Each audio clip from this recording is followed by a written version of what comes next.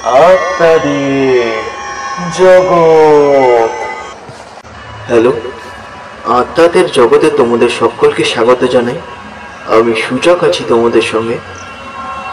আজ যে ঘটনাটি তোমাদের শোনাবো তা আমার এক বন্ধুর সঙ্গে ঘটে যাওয়া একটি সত্যি ভৌতিক ঘটনা, যা আমি তোমাদেরকে বলতে চলেছি।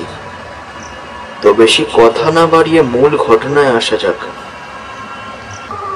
তো ঘটনাটি বলার সুবিধার্থে আমি ওই বন্ধুটিকে রেহান বলে উল্লেখ করছি।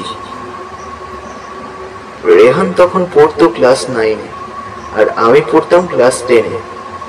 ক্লাস 9-এ রেহানের খুব ভালো বন্ধু ছিল মাসুদ। তারা সবসময় একসঙ্গে স্কুলে যেত, একসঙ্গে ক্লাসে বসতো, একসঙ্গে টিফিন খেত, এমনকি একসঙ্গে খেলাধুলো করতো। কেই বা জানতো যে তাদের এই বন্ধুত্ব বেশি দিন স্থায়ী হবে না। তো একদিন আমি ঘরে পড়ছিলাম, হঠাৎ খবর এলো যে মাসুদ বিষ খেয়েছে। এটা শুনে আমার খুবই দুঃখ হলো যে এত হাসি খুশি ছেলেটা কেনই বা বিষ খেলো। কি কারণ ছিল এর পিছনে কিছুই জানি না।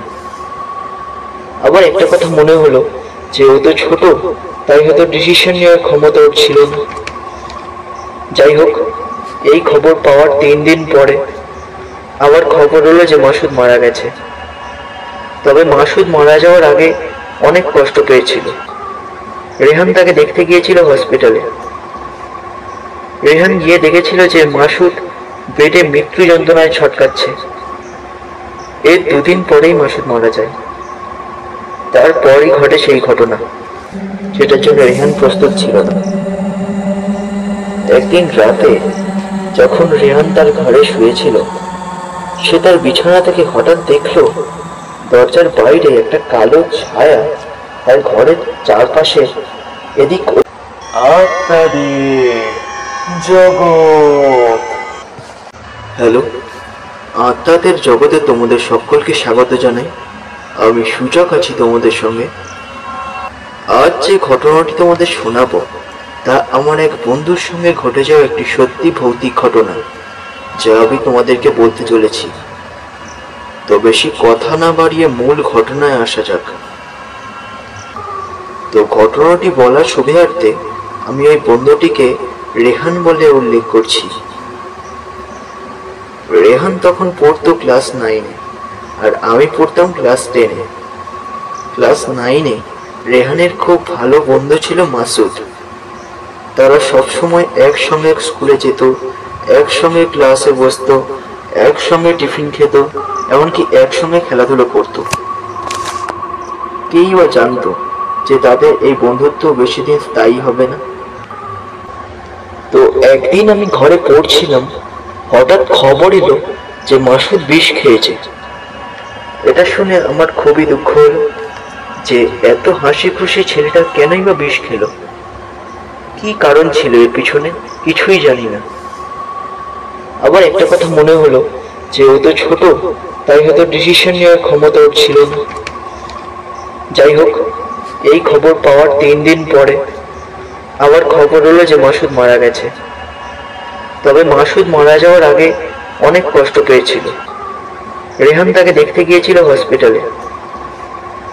রেহান গিয়ে দেখেছিল যে মাসুদ বেডে মৃত্যু যন্ত্রণায় ছটকাচ্ছে।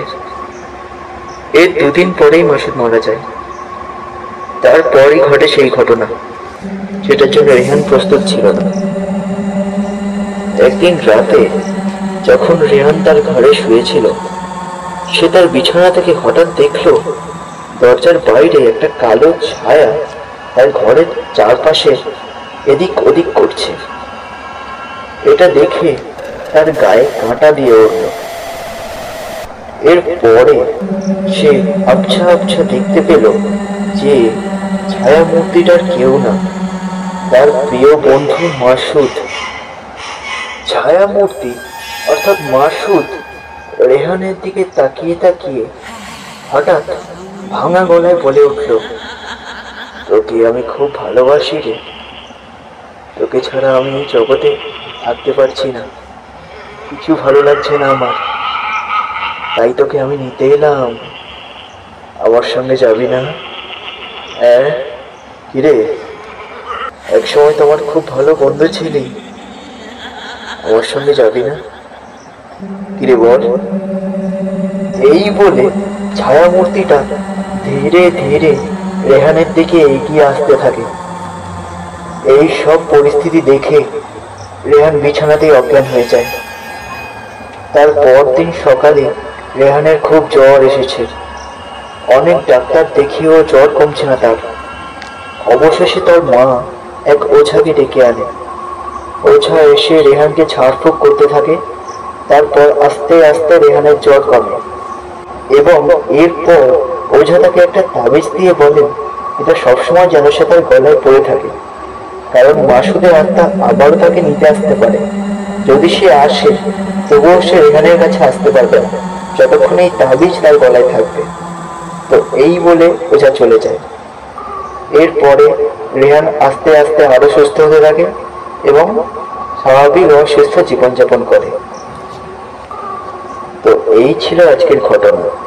কেমন লাগলো অবশ্যই কমেন্ট করে জানাও এবং এরকম আরো ঘটনা শুনতে আমার চ্যানেলটাকে সাবস্ক্রাইব করে রাখো আর ভিডিওতে একটা লাইক করতে ভুলো না। দেখা হবে নেক্সট ভিডিওতে। আজকের মতো এই পর্যন্ত।